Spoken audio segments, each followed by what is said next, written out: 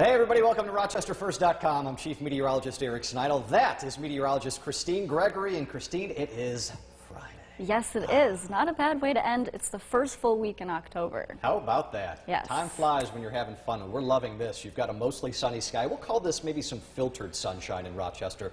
But we are well into the 60s, even some 70s showing up now. Yeah, look at that, 72 in Dansville, so feeling pretty mild. 68 in Penn Yan, 67 in Rochester, 60s all around, even a 72 in Elmira. Yep, so here's what I'm liking.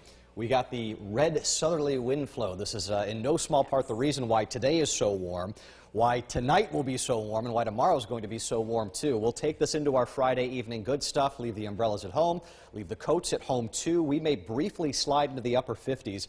And we don't see this much where the numbers go down and then all of a sudden they come back up in the middle of the night, and that would be because of that southerly wind and a little bit of rain to our north too. Yeah, just a little bit of a warm front I think approaching as well, but we're not really expected to see any rain until tomorrow. But we have a few showers just around Oswego, east of Wayne County. Yeah. There's not much. Just some light stuff. Yeah, nothing to worry about here. You want to find some stuff to worry about. We don't have to go far. This is off into Louisiana. So this is, well, it's a mess right now. I'm going to be honest with you. If you just kind of look at this, this is Delta, by the way, Cat 2, max sustained winds of 110 miles an hour. This thing is ugly. It is finally succumbing to two very good things for everybody who lives along that coastline.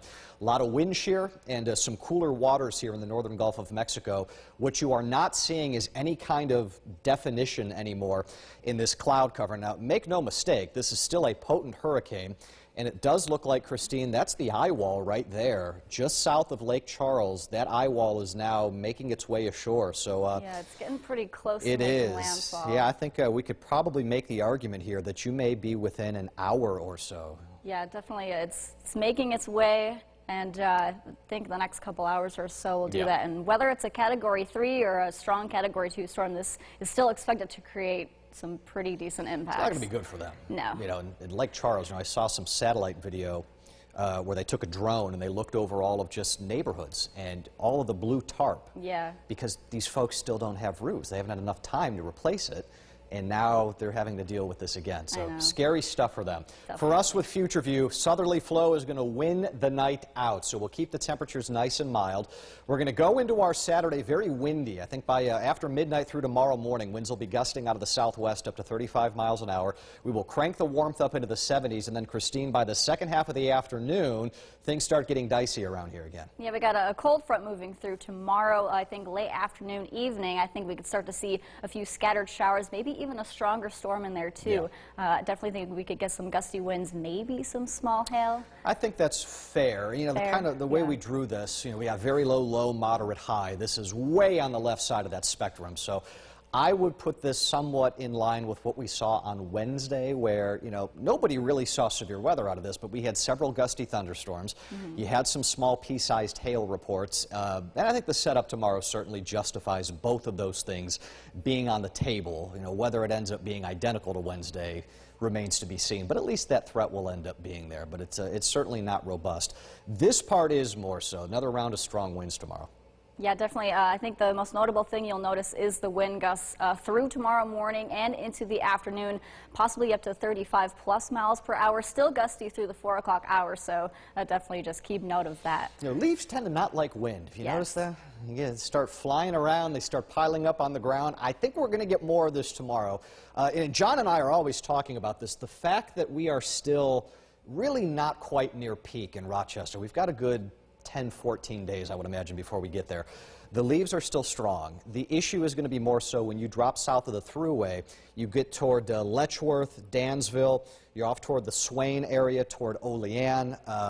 They're already peak to past peak, and you start getting 35-mile-an-hour gusts. A little bit of a different story. Iffy there, I've heard from John, though, that, you know, the color and, you know, just I think we'll still have a good chance of seeing some of that decent color absolutely. For the next week. What we need to avoid with this are, and you know we're going to get this at some point during the fall, you start getting into the high wind warning caliber events where you're talking 55, 60, 65-mile-an-hour gusts. Those are the ones that end up getting you in trouble. These are more nuisance caliber events with regard to some of the foliage. And yeah, it's going to knock some leaves down, but the point being, it's certainly not going to end our foliage season by any way, shape, or form. Cooler day on Sunday. We drop the highs down to 60.